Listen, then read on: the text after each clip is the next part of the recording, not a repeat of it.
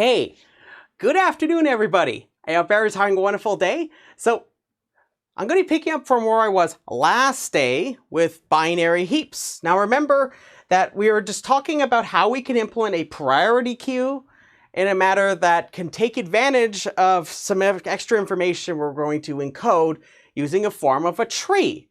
And this tree is a thing we call a heap. Now this heap has a lot of lovely properties that we talked about last day. I started talking about how we're going to implement all of those operations for our priority queue. So last day I finished up by talking about insert. Now I got to talk about removeMin. Now before anything, I should acknowledge that there exists remove, it's not called remove, it's called min. Min just simply returns whatever is in the root of the heap, right? What position is that in, by the way, if we're looking at the array? So remember we had an array that we used to represent, it's in the first position, exactly, in position 0.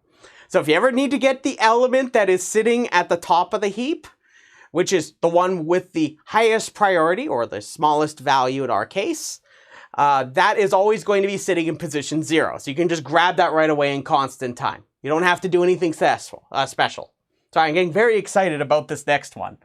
So last day I introduced you to the idea of something we call bubble up, where what I did was I performed swaps so that I can maintain the heap order property of the heap. So the great thing about these swaps is that when I start at the bottom and I work my way up, you can view each one of the nodes in my heap, or positions in the heap, as almost like it's a root of a subtree that represents a heap.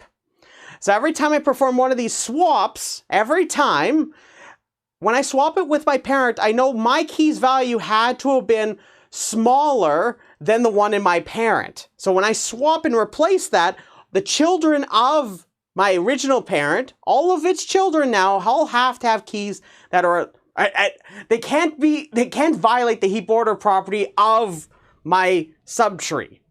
This is one very nice property about heaps. It's just taking advantage of the structure we're playing around with. Now, in contrast, suppose instead I started at the top of the heap and I wanted to work my way down. This is where things are going to get a little different, but the same concept's going to apply in terms of correctness. So we're going to talk about removeMin now. So recall, the idea here is, so just to kind of make sure we walk through this carefully, because there's a lot of little details here, but I assure you the process is very simple. It's just a little bit more involved than we had before. So just to remind everybody where we are. So remember we have a heap. So there's a whole bunch of stuff here. And at some point, I want to remove the minimum element or minimal element. Well, we already know it's sitting right here in the root, right?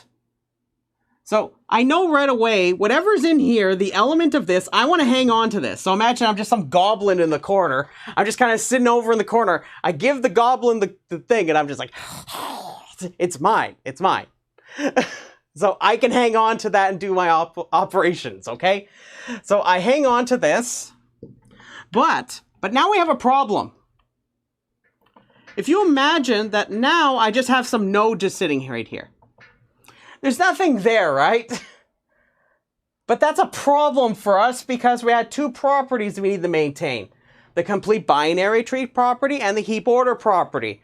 Which one gets violated when I have nothing right here? There's at least one, right? Which one's the one that's probably the quickest one we should talk about? So keep in mind that whatever was there before, it was okay being there because that was a minimal element. Yeah, there's no parent anymore, right? That's one problem. But the other one is, okay, so what am I going to put right here?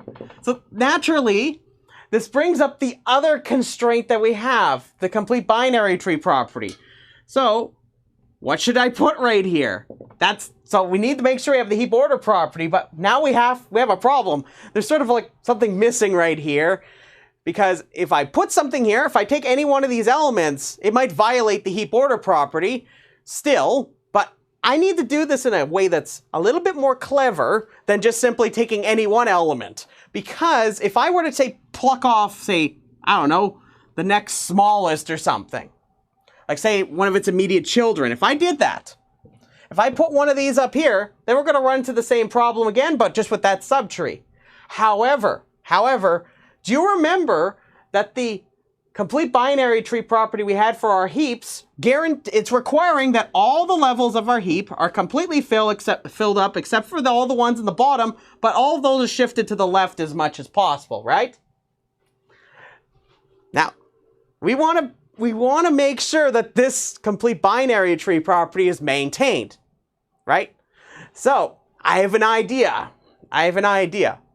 So, when I get rid of this, and remember I handed it off to the goblin over there, a lovely, lovely goblin, makes very good cakes.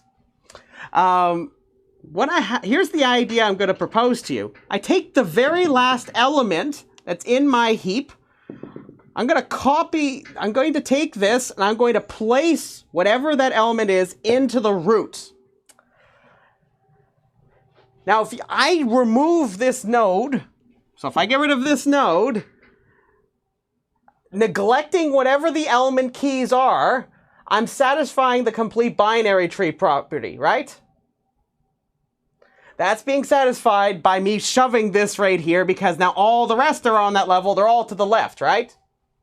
I'm just picking off the last element. So this would be the one at the very end of my array. Or very end of the occupied elements of my array. Whichever way you want to look at this. So now we have the problem, right? The heap order property is now going to be a problem, right? Because whatever's sitting right here may not necessarily be something that's going to satisfy its children, right? So if I pick off one of its children and I ask the question that we had last day, it's going to be a problem possibly. So now this is why we're going to need to do something else. We can't just simply copy over this into here and say, hey, we're done. And the goblin go make some lovely cake. What we need to do is we're going to remove whatever the element is from a sub 0, which is the root. Then we're going to copy the last element that's currently occupying elements we have into a sub 0. So copies it into the root as I just described. But it may be violated. But now we run into ourselves into an interesting conundrum. Now, I'm going to take the same idea I did last day where I bubble up, except now I'm going to bubble down.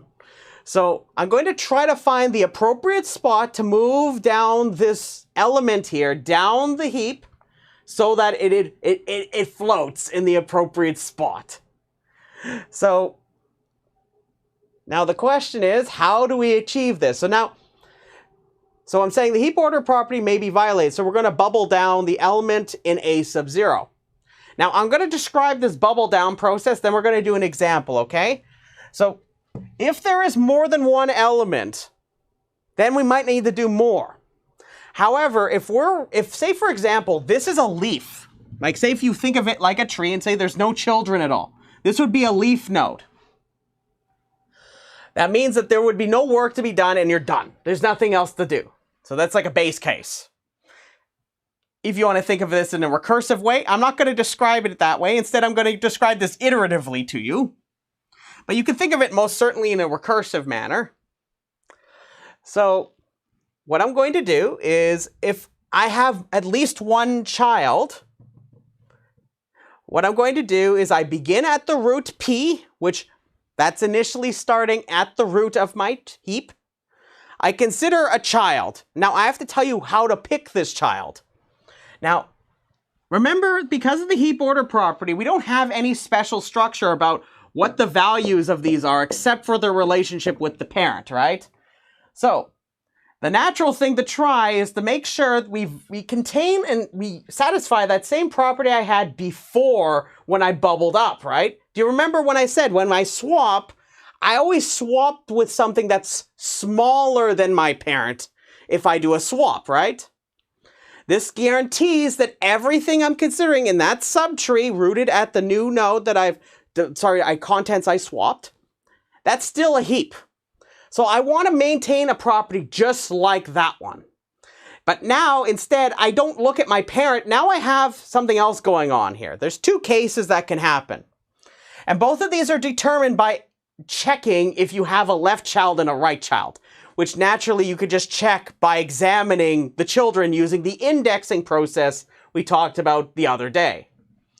So you just check if you have a left, if your left position or left child, if your left child is within the array and it does indeed have something there, and then you check this one, see if they exist. If both of them exist, then most certainly you got to pick one of them.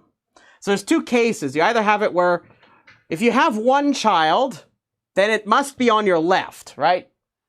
It has to be on your left. Can you make sense of the idea that I could have it where it's the other way around? So suppose it was like this. Would this make sense at all? Would it make sense for me to have just only a right child? So suppose this is P right here, and suppose this was C, the child. Can this happen? No, right? Because that would violate the complete binary tree property, right? This isn't shuffled all the way to the left. It has to be a left child. Perfect. So there's two possibilities. Either you're going to have only a left child, which means that you don't have a right child. So there's one possibility. It's either this, or you're going to have it where you have your node you're considering. Then you have to make a choice between two children. What I'm telling you is consider the one with the smaller key. So, for example, if this had, like, say the key was 5 here and this one's key was 10, I would pick this one to be the child, the one with the smaller key. Now, you might ask, Dan, why would I pick the smaller key? What I'm going to do, just to give you a game plan for this, is I'm going to try to swap the parent and the child, just like I did before when I was bubbling up. But now I'm going to bubble down. So I'm going to work my way down the tree, swapping as necessary to sink this down to the level for which it satisfies the heap order property. That's the goal. That's the goal. So we're going to use the exact same reasoning I just said a moment ago, that if I pick the smaller of the two children, if I swap this one with this one, you'd agree with me that this one most certainly, when I swap these two, because it was smaller than this one, has to be where this one has, it's still, with respect to this node versus that node, it has to satisfy the heap order property because it's the smaller of the two. Just by the same rationale that I'm using before when I bubbled up. But now it's a little bit different. So now I pick one of these two cases. I have those two cases. So I pick out C. I pick the one with the smaller key, if that's the case when I have two of them. Now, this is a little bit hard to read because it kind of melted here. If the key of P is at most the key of C, then you don't have to do anything else. The heap order property is satisfied. Why? Because if this is the one with the smaller key and this is not big enough to be larger than it, most certainly it can't be larger than both of them, right?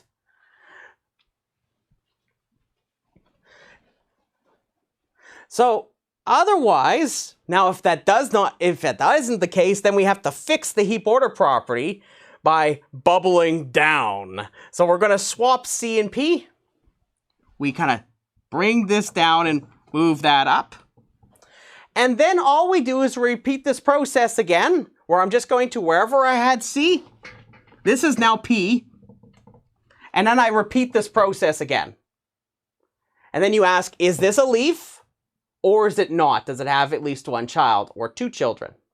And you repeat this process over and over again, until you satisfy the heap order property. And since you're only mutating a certain part of the tree, and every time I do one of these swaps, it guarantees I'm not affecting the other parts of the heap as I'm doing this, I can guarantee you that this process will indeed maintain a heap. So does everybody get the general idea? I'm going to show you an example of this bubble down process.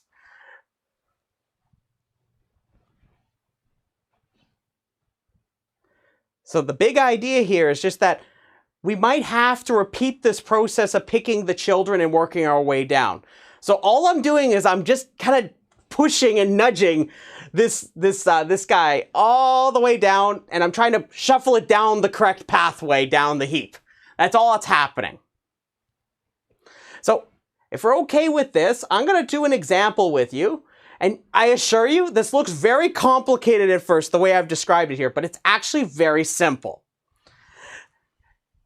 It's not as simple as bubble up, but it is quite simple compared to a lot of the other things I'll be showing you in this course. Which is it's a nice feature of binary heaps. So, if you want to draw out the array, I encourage you to do so. Remember that the array is always written out in level order. So you would have it 5, 6, 8, 7, 10, 12, 11, and so on. You'd read it by level by level. For our purposes, I'm just going to work with our tree here. So suppose I were to use removeMin on this heap. So remember what happens? I boot out the root. So now I have the 5. I give this to my lovely goblin friend. I'm like, oh, it's mine. The goblin's got the 5.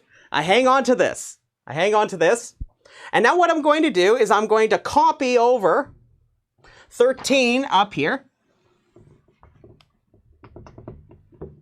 So remember, that's the last occupied space in my array by an element. This will be something you'll know quite quickly. So now, notice that I got myself a little bit of a doozy here, right? Is this a heap? The answer is no, right? That 13 is a little too big. It's a little too big. So, we're going to need to do this bubble down process. So, anyways, let's play around with this. So, notice that I have 2 children here. Which of the 2 children do I pick? The left one or the right one? Can somebody tell me? Left or right? Which way do I go? It always makes me think of like, I don't know, the best way I could describe it is, if anybody's ever watched The Price is Right, there's this one game called Plinko, and it has pegs where you go down, it has this like, these cool little discs that go down and goes toot, toot, toot, toot, toot, toot, toot. I like to think of it almost like that, where I have to figure out which way the Plinko disc goes down. So yeah, you have to pick the smallest. So what we're gonna do is, notice that 6 here, it's definitely going to be the case I'm gonna have to perform a swap, right?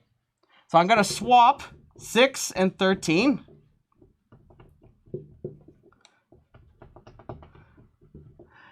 Now I must note that if you're thinking about the assignment, make sure you draw the array with this. For the purposes of time, I'm not doing that here, but I have it in the full example. You can actually see how the array gets changed.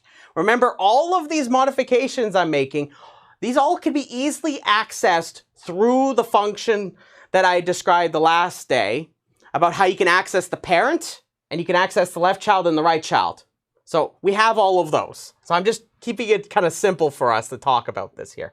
So I've swapped 6 and 13. Notice that this doesn't have any issues with the right subtree over here, because notice that this is smaller because of the fact that I had to swap them, right?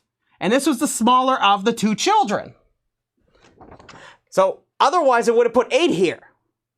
But notice 6 is smaller than 8, so this is okay.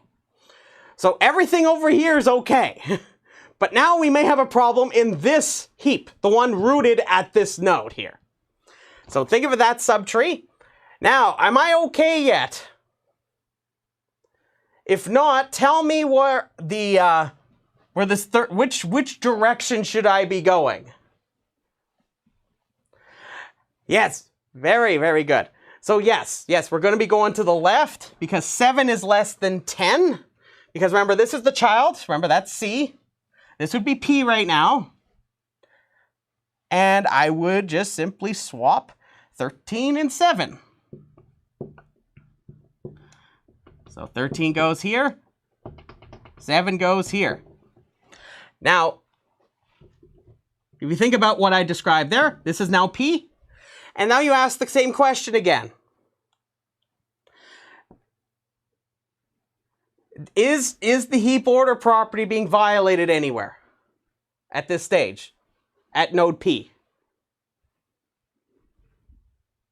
So notice his children are 14 and 22. Is this an okay place for it? It's not perfect, but it's good. This is perfect enough for us because a heap, like I said, is quite lax with its conditions. This will work. So we're done the process of removeMin. But notice that this swapping process can go all the way down to the bottom level. Hope everybody could see that. In this example, it didn't. But notice that now I have a heap again. And we're done. Now you might ask, Dan, what's the worst case time complexity of this? Now, if you're looking for the pseudocode for this, it's in the notes. So just take a look at the notes for the pseudocode. I assure you, you'll really want to take a look at those at some point. I won't ask you ever to recite them, but you should understand this bubbling down process. However, it might be relevant for the next assignment. So let's talk about this. Let's talk about removeMin. So here's the great part. Did you notice that I really just didn't do a whole lot that's much different from a time complexity standpoint than my insert did? It's just I'm starting at the top, right? So notice the first step, all I did was I copied this over up here after I just kind of gave this over to the goblin to hang on to like it's booty. So then I do this bubble down process. What's the height of the heap, everybody? What's the height of the heap? Whoops, I accidentally kicked a stool. That was pretty epic. So how tall is this heap? What's the height of the heap in terms of big O? In terms of big O, tell me with respect to the number of elements. Because you can see quite clearly that this algorithm, because notice how many swaps I do. It seems proportional to the height. So the worst case time is big theta. So the worst case time seems to be big theta h. But what's h? It's log n. So you could always drop the floors inside of asymptotic notation, but notice that h, as we said previously, last day we said that this is the floor of log base 2 of n. So that means that when you put all this together, that means that the worst case time complexity is big theta of log n, or log base 2 of n, in this case. So the analysis is really not that much different. Notice that all my swaps that are occurring are entirely dependent on the height of the heap.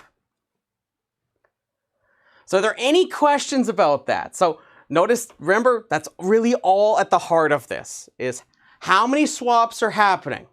That seems to be what's actually going to be driving this process. And the most number of swaps, it depends on the height of the heap. What's the height of the heap? Well, it's logarithmic. So are there any questions about removeMin? Does that seem not too bad at all? At least conceptually speaking, it's not too bad, right? It's actually a really interesting way to represent a tree. So you might ask, Dan, where are we going with this? So you might ask me about that. So just to summarize what we got here. So this is just a summary. So remember we talked about other implementations about a priority queue. If I talk about min is empty and size, you can see quite quickly how you can implement all of these using our array-based binary heap, right? So is empty, you just simply you have like some counter. You can keep track of those, or you can even examine the elements themselves, right? There's several ways you can compute whether the priority queue is empty or not, but you can do that in constant time, right? Size you can also do in constant time if you keep around a counter, right? So min, which we talked about previously, just a moment ago, all of these you could do in constant time in the worst case. So all of those you could do in constant time. So let me say complexity So all those you can do in constant time. Let me just switch my marker. So I want you to think back to last day. We talked about some other ones. We talked about insert. Does anybody remember what the worst case time complexity we determined for insert was? What was insert's worst case time complexity?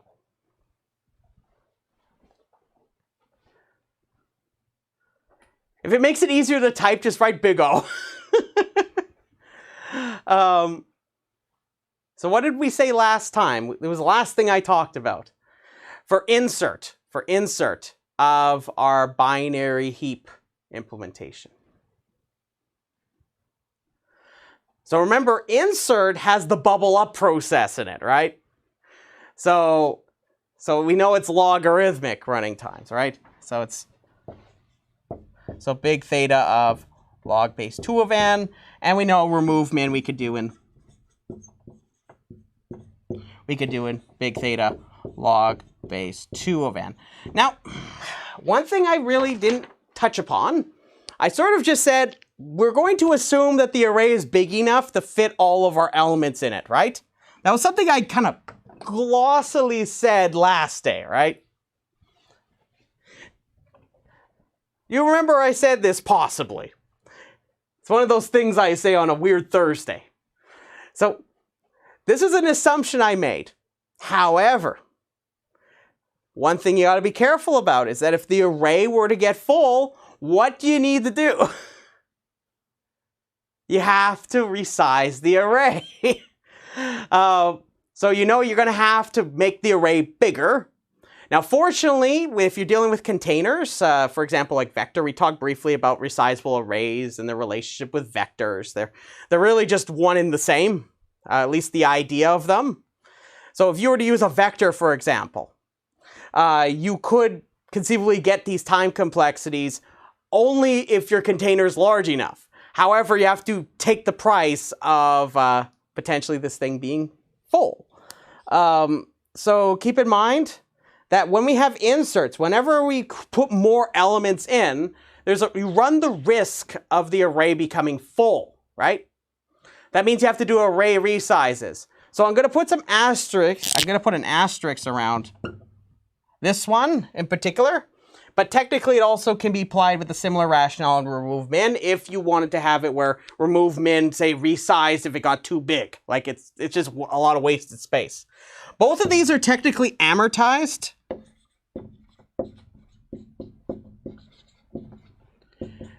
However, if you know that your array is of indeed that size, you get those time complexities. And you'll find in many applications, such as the ones I'm going to mention later on in this course, that you can get away with these running times, including for other heap-based implementations. So as long as you know what the length of the array should be, you don't have to worry about any weird stuff about the array getting full. Because otherwise you have to bite the bullet and assume that you're going to have to make a longer array and copy all of your data over.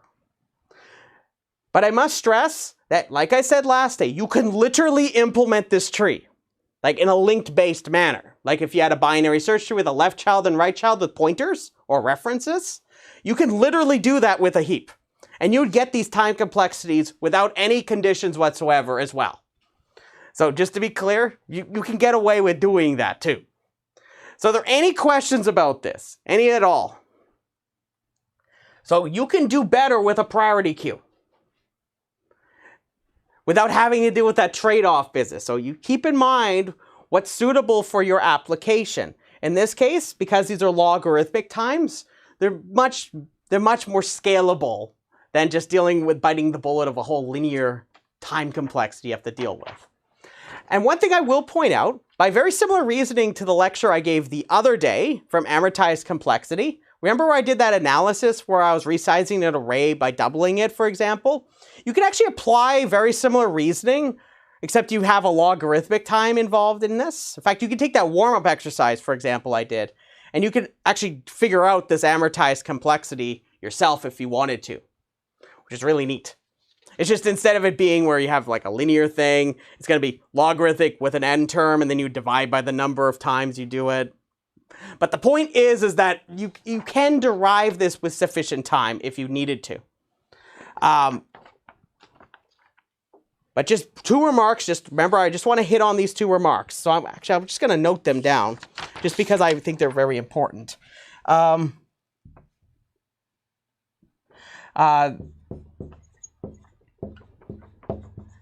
assumption about array resizing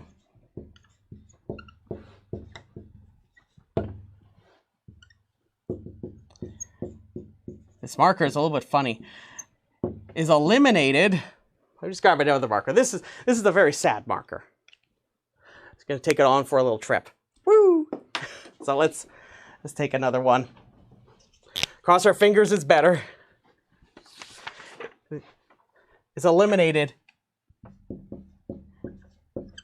if you implement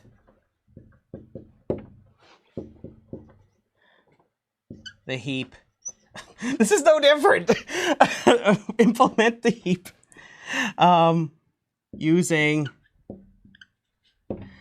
a linked tree structure. So if you're looking at the notes for trees, this is, when I refer to a linked tree structure, it's that exact one I'm talking about. So let me just grab a different marker. So I want to talk a little bit about what we could do with heaps. So 2 things I want to touch upon today. So I've talked about all the operations that we're going to need for our priority queue. But now I want to touch upon a couple of things that are highly relevant when we talk about heaps.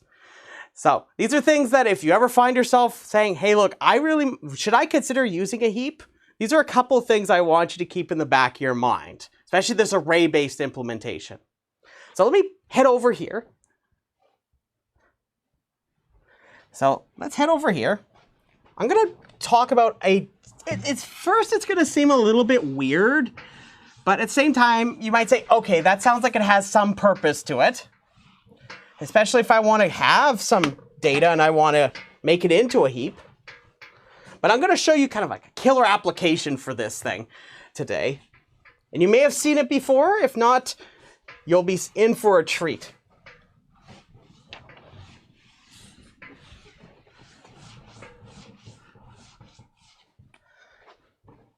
So we're going to talk about building a heap.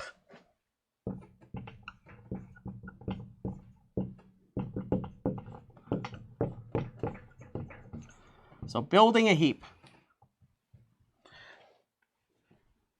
So the question is, how can we make a heap?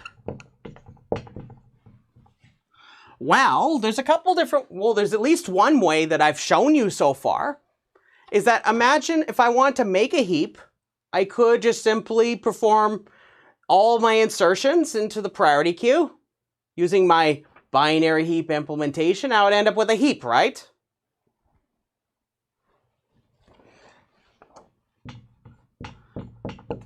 Well, perform n insert operations. I'll perform n insert operations. So how long does that take, though? How long does that take if I perform n insert operations on an array-based heap for my data structure here? Assuming that we're just assuming that the array is always going to be big enough for us. Yeah, it's n log n, exactly. Because I do n of them, each one takes big theta log n time. So perform n insert operations, which takes big theta n log n time. Now, like I say, we're very often going to have it where we're given these n elements in advance. That's many times you're just going to be given these elements in advance. They're not something that's going to be fed to you in like a temporal manner, something involving the time that it comes in. Very often you're going to have this information already at your disposal. So very often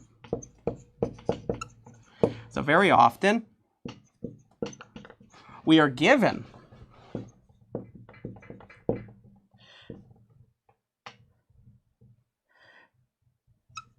given elements from an array A of n elements.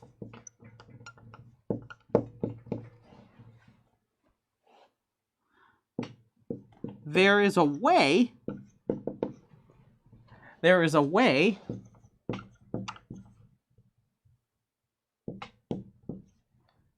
to build into a heap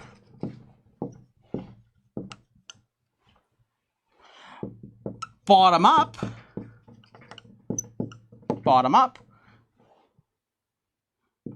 in big O of n time. So you might say, Dan, why are you showing me something that can be done in big O of n time? Well, you might say, you'll see why. But here's the goal, just to be very clear. So I want to be able to make a heap. So very often you're given an array and you have n elements.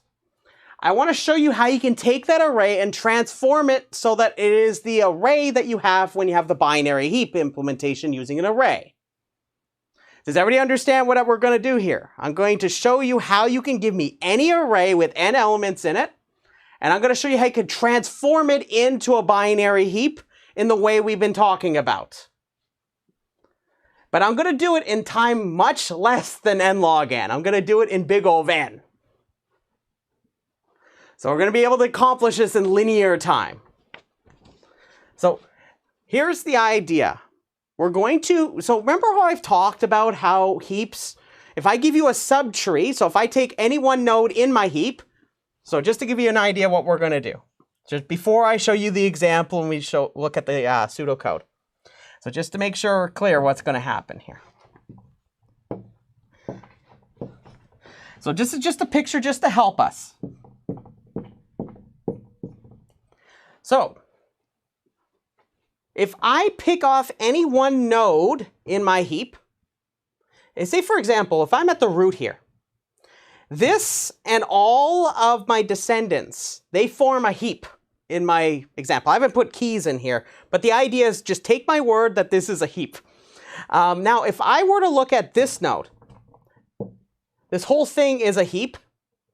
If I look at this node, this whole thing is a heap. In fact, just like I picked here, this whole thing is a heap.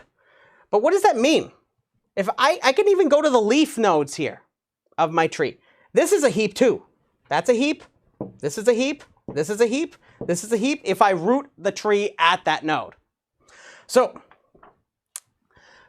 what do I mean by this bottom-up process? So what I'm going to do, just to give you the idea what we're going to do, we're going to imagine that I start off at the bottom level of my tree, which remember, it's represented by an array, right?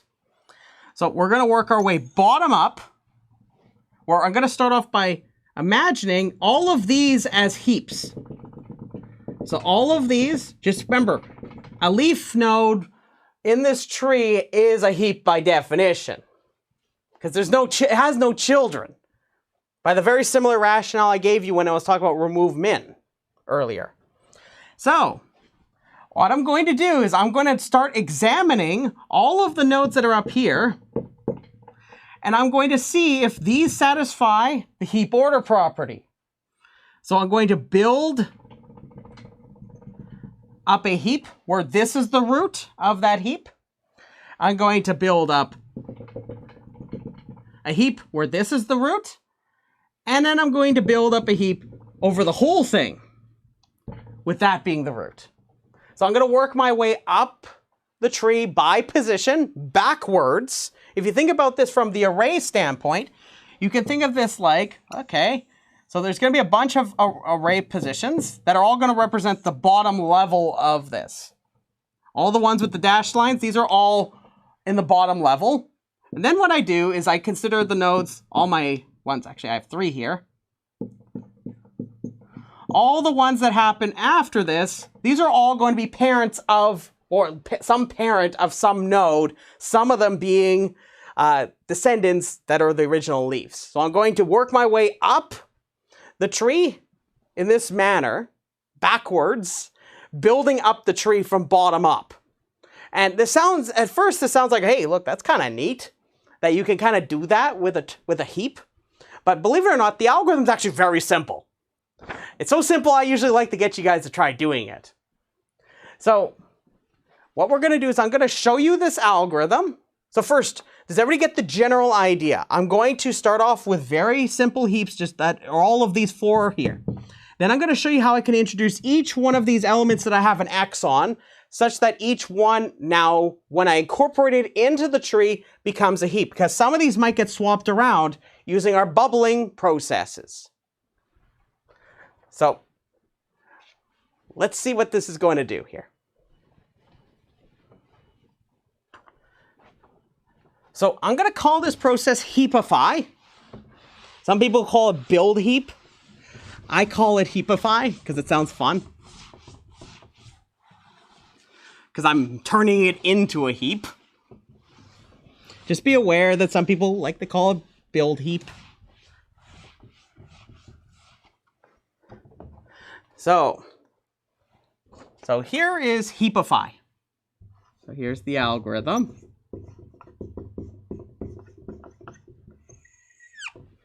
I'm going to call it heapify. It's going to have no inputs. I'm just going to assume that this array is internally stored within the priority queue. So this would be something you could just access as an instance variable. So I'm just going to say none. So I'll say A with length n exists in the priority queue. And the output, I'm not going to return anything. Instead, I'm just going to tell you that it's going to result in A being a heap.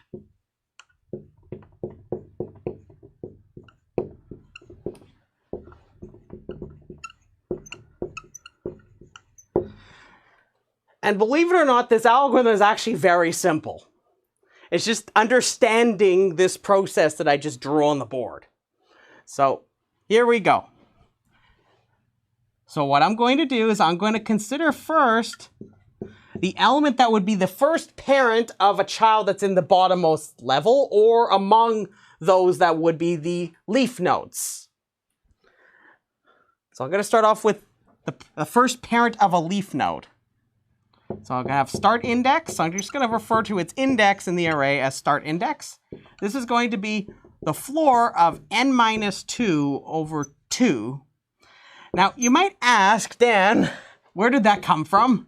So I'm going to just note that this is the start at the parent of the last element. Sorry, it's a little squeaky. Of the last element. So now, remember, the last element in the array is in position n minus 1, right? And I gave you actually a formula for calculating the parent last day, which was n minus, so if I give you a position, it's if I want to know its parent, it's I minus 1 over 2 with the floor. So all I'm doing is substituting in n minus 1 for I. That's where n minus 2 over 2 comes from. It's n minus 1 divided by 2 with the floor, where I round it down. That's where it comes from, if you're wondering what that is. Just to be very clear. So now, I'm just going to work my way to the left, while start index is greater or equal to 0. We're going to do the following. I'm going to apply bubble down. So I'm going to do this bubble down process where I use start index. So I use start index. So if you're wondering what the parameters of these are the indices you're starting at, and this is the end range. So, because you can actually examine and do the bubble down over a range of elements in the array. This is the starting one. This is the end range for which you examine elements. This serves more of a purpose for one of the applications I'm going to show you in a moment. And then I'm just going to decrement. I'm going to decrement start index by 1. So I'm going to just decrement it by 1. Start index minus 1. And that's it. That's heapify. That's the whole thing. So I must stress that I'm doing a lot of, this bubble down is doing a lot of heavy lifting here. Quite similar to when I showed you insert. The bubble up does a lot of heavy lifting. So you might ask, Dan, so first, before I proceed, does everybody have this copied down? Is there anybody that needs a moment to copy this down? So I could keep talking for a little bit to explain this. So just remember, I'm going to start off, if you look at my picture I had over here, I'm not sure if how much, actually you can't really see a whole lot of it. I'm going to start off actually at this first X. That's where I'm starting right now when I pick start index. I'm starting at the first X past this kind of longer line here. And then I'm going to perform bubble down on each one of these to kind of bring them down to the appropriate spot where they fit. And I just keep doing this, incorporating each one successfully like this. So I want to do an example, just showing you this.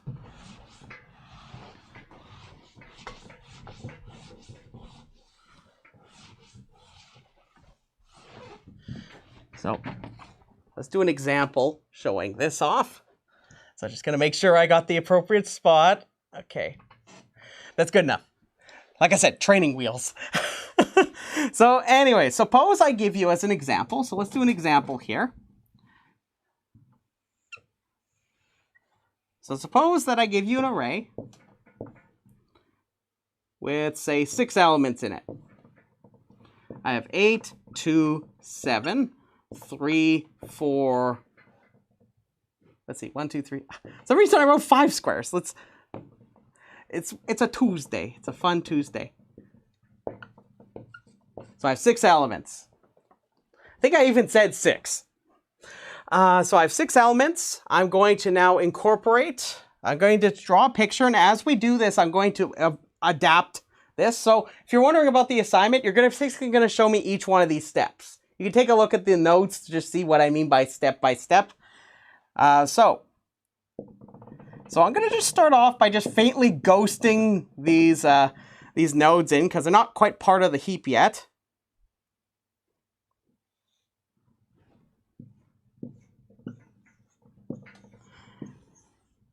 So remember that this is read off in level order. So right now it would be 8, 2, 7, 3, 4, 1. I'm just going to write 3, 4, 1 here.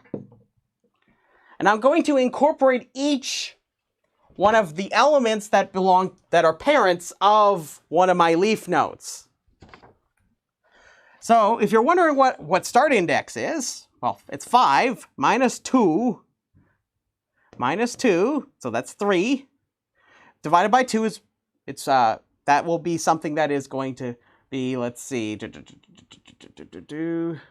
so 3 halves, let's see, sorry, I'm getting my indexing wrong. It's 6 minus 2 divided by 2 because it's 6 elements.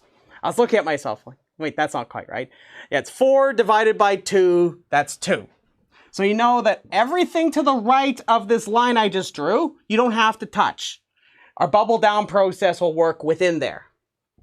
Now I'm going to incorporate each one of the elements that are on the left of this big line I just drew. So I'm going to consider each one of these and I'm going to incorporate it into my heap. So I'm going to build it bottom up. So what I'm going to do is I'm going to start off by incorporating 7 in. So question. I'm going to do bubble down from this node. Do I need to do anything? So I have to do bubble down from this node. Do I have to do anything? So remember, I have the easy case here. I have one child, but should I swap them?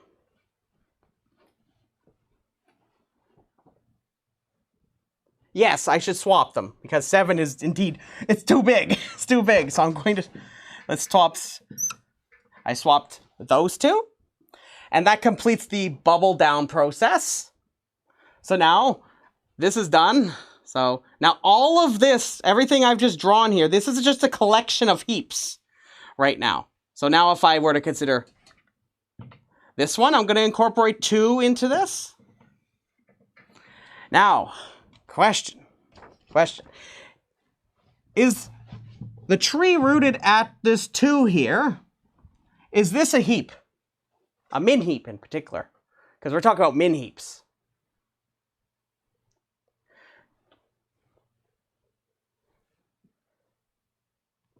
Do we need to do anything with our bubble down process? Are we good? Let's see. Yeah, I think we don't need to do anything here, because 2 is less than 3, and that's the smaller of these 2. So we're okay. So we don't need to do anything.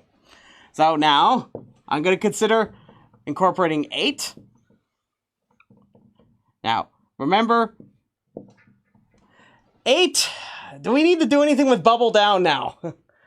Are we good with 8 being the root? No, this ain't good. 8's too big. 8's too big. So we need to do the bubble down process. Which way should I shift 8? Where should 8 go? Should it go to the left or to the right? To the right. Perfect. So I'm going to swap. So I'm going to swap these 2. So 1's going to go here. 8's going to go here. Am I still okay? Do I need to keep going?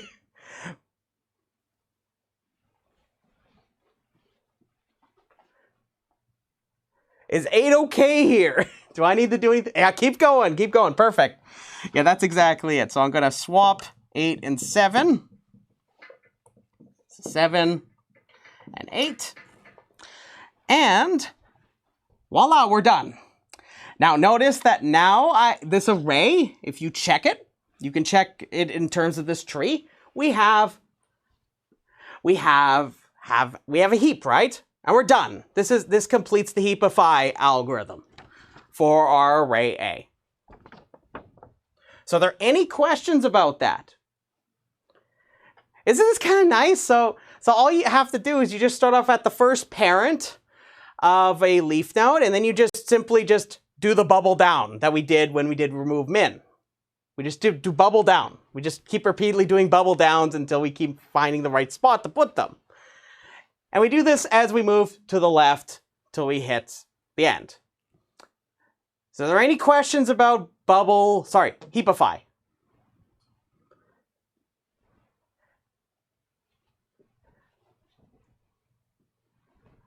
So if we're okay with that, I want to make a couple remarks about heapify. Now for the purposes of time, I'm going to put the time complexity analysis of heapify in the notes. But I will warn you, the analysis for this one is a lot tougher. So I'm not expecting you to be able to recite this analysis. It's more for your curiosity, okay? Just to be quite clear. So I must stress that there's a very easy way you can analyze this algorithm, right? Well, you know that so every time I do this, if you examine each one of the places I apply bubble down, when I'm done this process, prior to this would have been a heap prior to my incorporation of those elements, right? So for each one of them, each one would have been logarithmic in its height from that one node, which indeed is bounded by the total number of elements, logarithmically speaking. So if you were to analyze this quite crudely, you would say, okay, well, this while loop is going to do something that's got to be at least half the elements in there. And each time it does bubble down, and we know that this takes logarithmic time, right? So a very crude analysis of this. So the crude analysis, so if you were to crudely, quickly analyze this thing, using a lot of the techniques that we've seen so far. So the crude analyzing of this algorithm, you would say that it runs in big O of n log n time, right? Or big theta. But I must stress that this is not actually that tight of an analysis. If you actually think about it, every time you do this, so when you come up with the complexity function, you'll notice that you're actually overcounting quite a bit.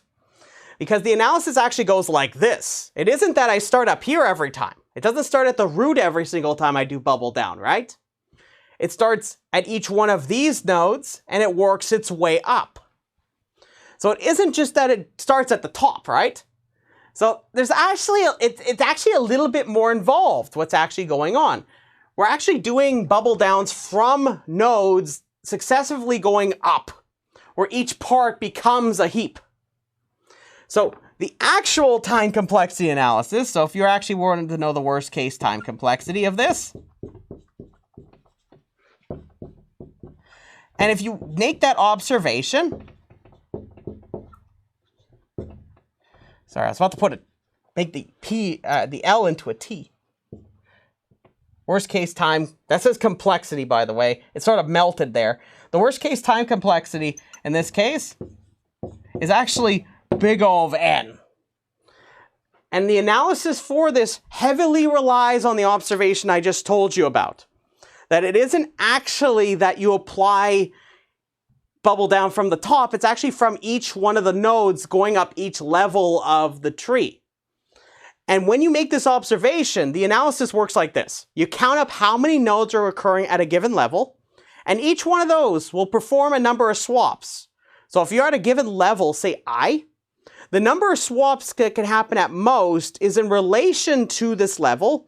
It's going to be at that level or going down, right? So you want to know how many times it's going to happen at a given level. You figure out how many nodes at most those can be. And then you just simply take this, sum over all the levels, and you know each one of them, if I'm at a given level, there's a certain big O associated with that. You sum over those, and then you actually get this nicer analysis. But I must stress that I use an actual infinite series in my analysis. It's not necessary, but it makes the analysis easier to see. So if you're curious about that, I encourage you to check it out. It's actually really slick. But just like I said, I wouldn't expect you to be able to come up with it just out of nowhere. So, are any questions about that? It's quite nice. So you end up actually having it where this heapify process can convert any array of length n into a binary heap in linear time. So we're going to use this fact.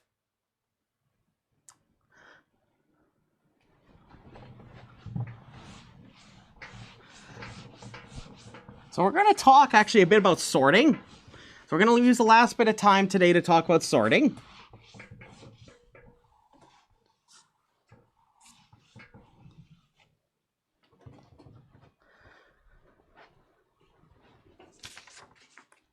So this is kind of one of those killer apps of heaps. This is among another one.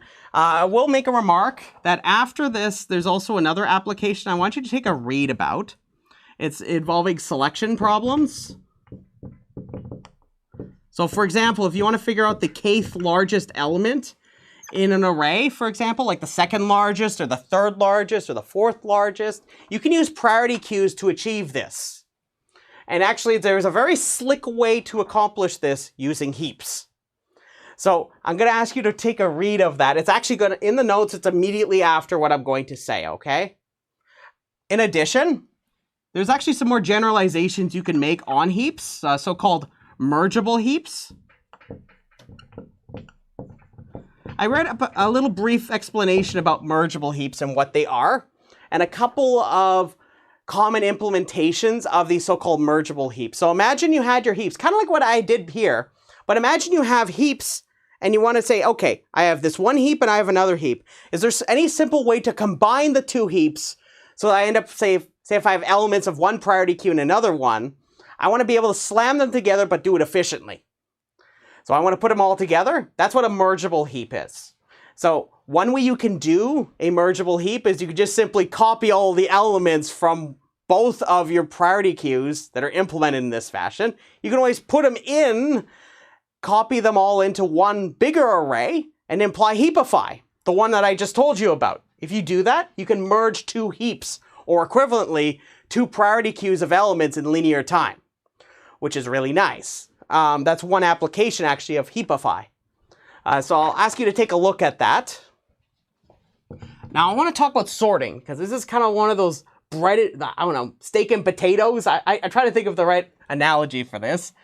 That really connects to the priority queue. that you may not have thought about before. So I really want to kind of touch upon this for you.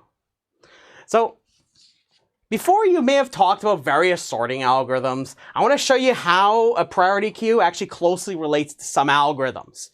And you may have heard of an algorithm called heap sort, hence what we've been talking about, heaps. And I want to show you the connection between several different algorithms, which is actually kind of neat in its own right. So I want to think about something here. So suppose you're given an array A of n objects. Suppose I want to sort. So what I could do is I can create a priority queue.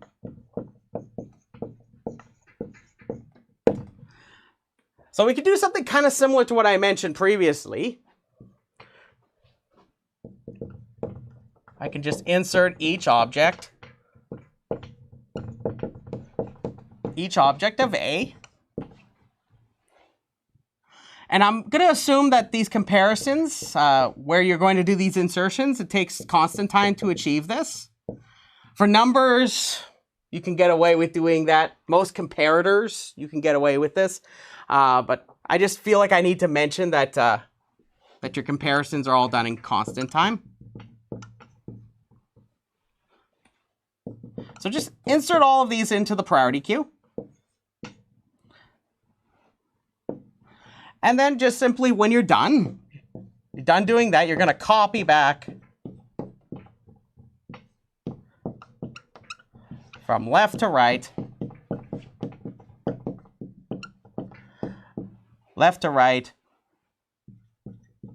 each object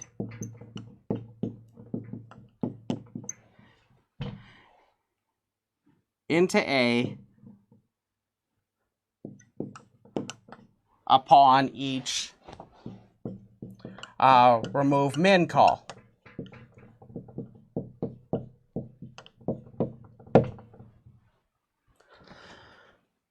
So if you do this with your priority queue, you'll dump a whole bunch of elements into the priority queue, and you keep removing them out the minimum one.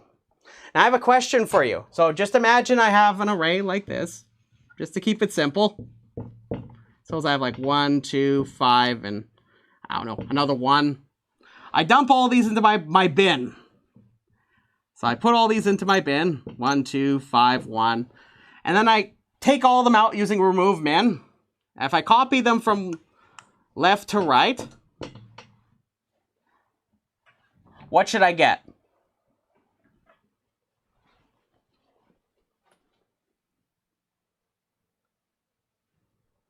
Yeah, 1, 1, 2, 5. So indeed, you can use this process to sort the array. Now let's talk a little bit about this. So you might say,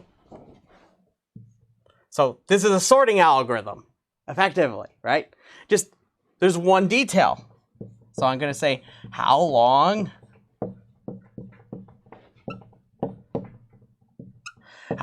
does it take? Depends on the priority queue implementation. Sorry, this marker is being very silly. Depends on the priority queue implementation. So I'm going to switch my marker. This is a very sad marker. Very sad. Well, it depends on the implementation of the priority queue. And whichever implementation you pick, it's actually going to cause different behavior for the sorting algorithm. So if for each one of these, I'm going to provide an example just to show you. Yes, somebody should keep a tally of this, of how many times I have to swap the markers through the whole term. So you might ask, okay, if I were to do this, for example, with an unsorted array or list, oh, this is a much better marker. Unsorted array or list. So if I do this each time, you remember that there's sort of this trade-off business we talked about the other day, right? When I do a bunch of insertions into an unsorted one, they're very cheap to do. However, every time I do removeMin, it takes linear time, right? So when I perform n removals, you're going to end up with a quadratic running time, right? Now, I'll tell you up front, if you use an unsorted list or unsorted array, whichever is more appropriate for your application, or whatever terminology you'd like to use, I want you to think, so I'm going to get you to think about this. I'll have an example in the notes showing you how this plays out, just to help you see it. If you check how the elements in this unsorted array are arranged, every time you do a removeMin versus the insertions, believe it or not, this algorithm actually is mimicking selection sort. So if you want to give that a try, give it a try. It's very interesting. I have an example in the notes showing you how the partially sorted versus the sorted part arrange each time I do one of these insertions, and each part I do a removal. You can think of this as two phases, the insertions and then the removals. If you take each part of these separately, effectively it'll operate like selection sort does, which is very, very interesting in its own right. So if I give you a sorted array or list, by the same reasoning I gave you, except just the other way around in the trade-offs of the insertions versus the removals,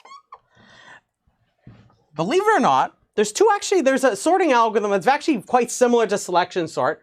You may have heard of it. It starts with an I. Now, this one, what it does is it just starts placing in elements as it's necessary to partially sort the array.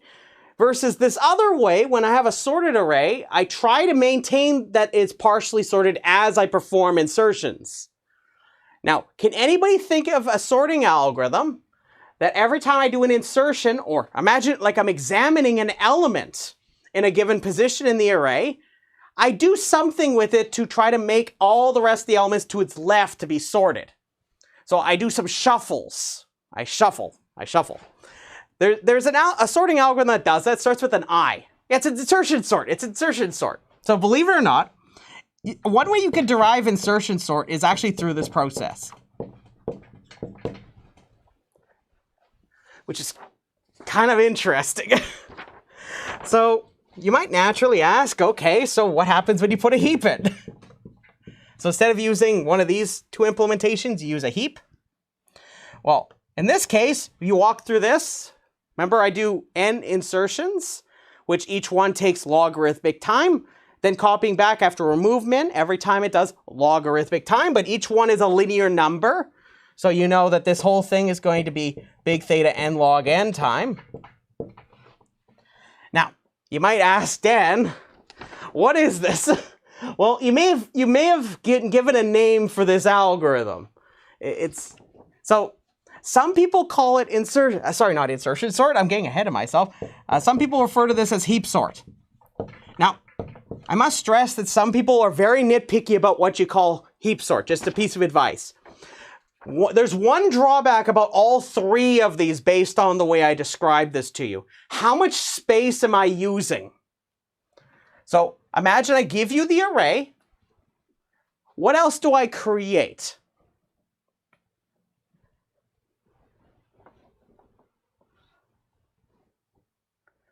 So what did I create for this process? So I created something that I'm using its operations with, right? What is it? Starts with a P. What's the thing that I use that some extra space I'm using?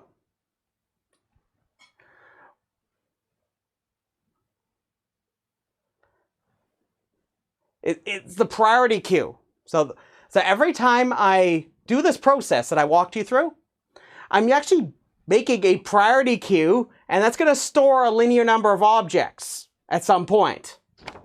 So all of these things I just described to you actually use big O of n extra space. All of them. Every single one of them. So you might ask, can we bring it down? Now, I must stress these classic ways of doing these things don't have this issue. It's just when I introduce the priority queue. And I'm trying to show you that this priority queue almost like gives you a scheme for sorting, which is interesting, right? So you can actually bring down the extra space for heap sort down to constant. And I'm going to quickly just highlight that. And I'm going to leave you an example that you can take a look at in the notes for heap sort. So some people, when they get, I just have to be very clear. Some people get a bit nitpicky about calling certain things heap sort. Some people will refer to the variant which doesn't use any extra space as heap sort. So I must stress that that's also the way I'm going to say it in a moment. So some people will refer to that as heap sort because it uses the heap directly. Some people refer to this one version I'm going to give you that actually just doesn't. It actually, everything is all within the original array. So I'm going to say, can we eliminate the extra space? And the answer is yes. You can bring it down to big O of 1, meaning that the only thing you're going to have in your input are some constant number of variables that all take constant space and the input array. So the first thing is that you use a max heap instead of a min heap. Now you might say, Dan, we didn't talk about max heaps at all. There's a very neat reason why. This can be done by changing all less thans to greater thans. So every one of the algorithms I gave you where they have less than or equal, you'll swap them with greater than. And if ever, less than or equal to greater or equal when comparing keys.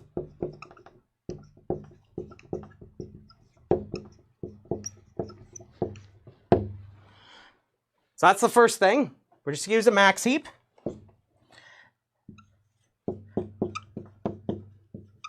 So you start with heapify.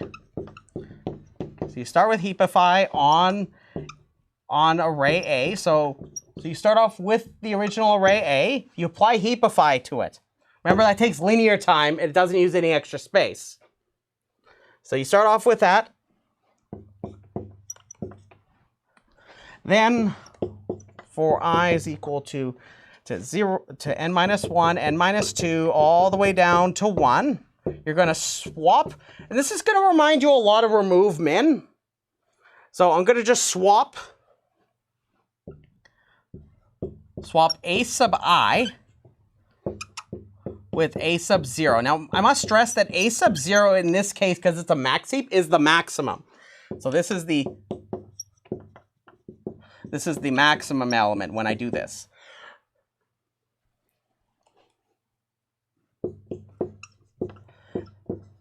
Then update the heap using the modified version of bubble down after you do this. So using bubble down with 0 and I minus 1 is the end range. So I remember I mentioned how this has an end range. This is the end. This is actually meant to guard off the last set of elements, because every time I do these swaps, it's actually going to put the next largest number at the end of the array. Every single time it's going to find a spot to be available for, and it's going to move that over into this secured and hidden spot that the heap is sort of not observing anymore. So that's guarded off because of this right here. You're going to see in the example here. So just to give you kind of an idea of this. So what I mean by guarding off, so suppose I have elements 0, 1, 2, all the way up to n minus 1. So all the positions up to this, up to I minus 1, all of this is going to be the heap. Sorry, my marker's just squeaking away. And then everything else from position I to the end, all of this is are sorted elements. So this whole algorithm with these modifications, all of this takes big theta and log n time. and it uses big O of 1 extra space, which is optimal, based on the lower bound result I gave you earlier. So this is what we would refer to, some people, the purist at heart, would like to call heap sort. So that's what heap sort is. So anyways, I'm going to stop right here. Actually, one thing I want you to think about, and it's in the notes if you want the answer to this, whether this sorting algorithm is in place or not. So I'll let you think about that. When I come back next time, I'm going to talk about splay trees. So I gave some optional reading on some primer for binary search trees. I'm going to pick up from essentially that next time. So when we have fun with that, that's going to be the last thing I'm going to cover before we get to kind of like the second part of this class. So I apologize for going a little bit longer today. I got to let you go, and I can stick around for a little bit longer afterwards. I'll say thank you very much, and have yourself a beautiful day. I'll see you later.